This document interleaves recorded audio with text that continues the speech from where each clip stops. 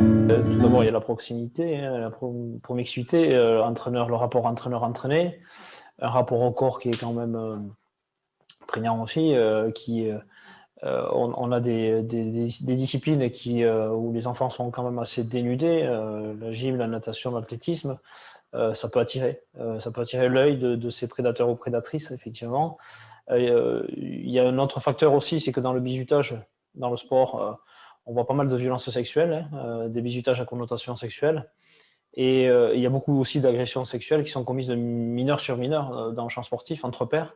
Donc ça, c'est un fléau qu'on essaie d'éradiquer à force de sensibilisation et de prévention sur le terrain.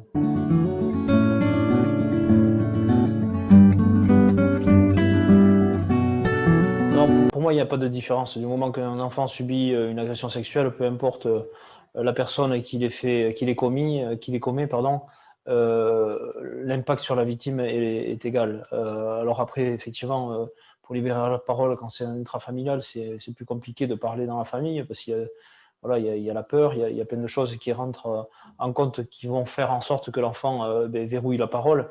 D'où l'importance voilà, d'intervenir dans les écoles, d'intervenir dans l'éducation, dans l'animation, dans le champ sportif, puisque majoritairement, on le sait, les enfants sont victimes dans le cadre familial.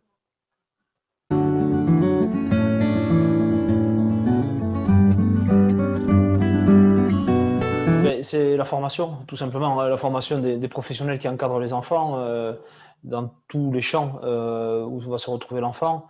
Tout simplement, l'enfant victime va envoyer des signaux et ces signaux, il faut apprendre à les capter. Dans mon cas, j'envoyais beaucoup de signaux. C'était la violence, c'était l'alcool quand je sortais, le sexe. Et tous ces signaux qu'on envoyait, nos entraîneurs à l'époque ne les captaient pas, ma famille ne les captait pas. Donc c'est pour ça qu'il faut de l'information et de la formation pour identifier tout changement de comportement, prendre en considération tout changement de comportement d'un enfant. C'est peut-être pas dû à des violences sexuelles, ça peut être du harcèlement, de la maltraitance, mais un enfant va envoyer des signaux. L'introversion, l'extraversion, des traces de scarification. Pour les plus petits, on peut voir des dessins de forme phallique qui arrivent, des terreurs nocturnes. Enfin, il y a plein de signaux que vont envoyer les enfants. Et voilà, ça passera par la formation des professionnels qui les encadrent et des bénévoles, bien sûr, euh, pour capter ces signaux. Il y a aussi une information à faire auprès des parents. Alors, on a un tableau sur notre site qui répertorie pas mal de signaux que peuvent envoyer les enfants par tranche d'âge. C'est intéressant et souvent, quand on présente en intervention ce tableau, ça fait écho chez beaucoup de personnes. Effectivement, ce gamin est comme ça, ce gamin est comme ça. Et voilà, ça peut aider.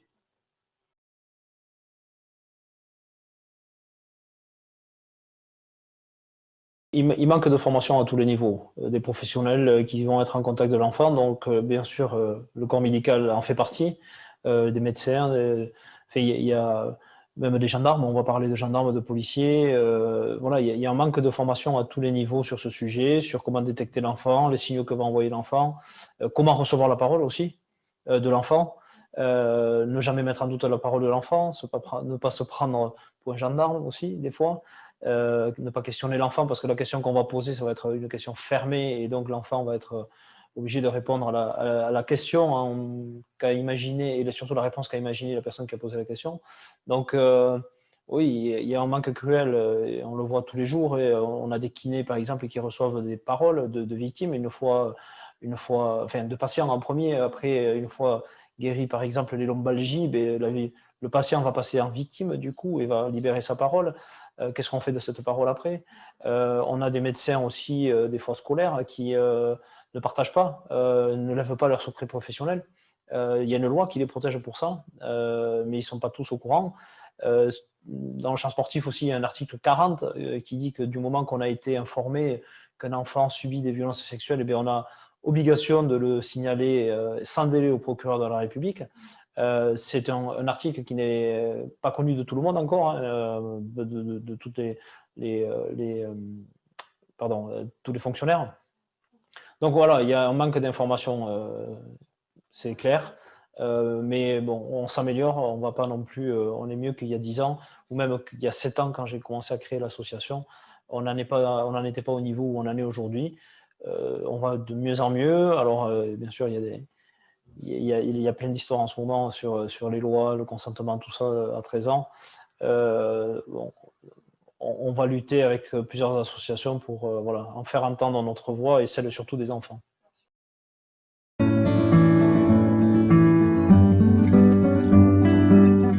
La prévention, effectivement, il n'y a que comme ça, puisque un prédateur ou une prédatrice, ils avancent masqués, puisque en général, c'est la personne la plus impliquée, serviable, arrangeante, disponible, appréciée de tout le monde. Donc eux, ils avancent masqués, on n'arrive pas à les détecter. Ensuite, sensibiliser les parents, sensibiliser toutes ces personnes. Dès qu'on reçoit un enfant, dès le plus jeune âge, parler à son enfant que son corps lui appartient, identifier tes parties intimes, qui a le droit de toucher tes parties intimes du moment que tu es autonome, que tu sais te laver seul, t'habiller seul, t'essuyer seul, quand tu vas aux toilettes, qui a le droit de le faire. Chacun son intimité. Si les parents parlaient davantage de sexualité avec leurs enfants dès le plus jeune âge, j'en suis persuadé, les enfants sauraient se protéger de ces prédateurs ou prédatrices. On fait pas mal d'interventions dans les écoles, collèges et lycées. Dans les clubs sportifs, bien sûr, c'est l'ADN de l'association. Mais quand on pose la question aux enfants, combien d'entre vous ont parlé de sexualité, de parties intimes avec papa, maman, avant 10 ans, sur une classe de 30 élèves, il y a 2 mains qui se lèvent.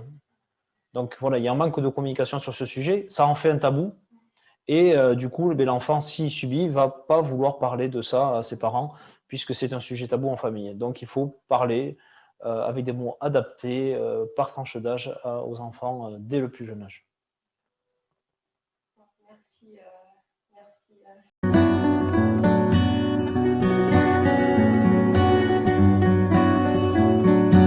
Un message pour les victimes, effectivement, mais, malgré 4 années de viol subis, 18 années de silence et d'autodestruction, je suis la preuve qu'on peut s'en sortir.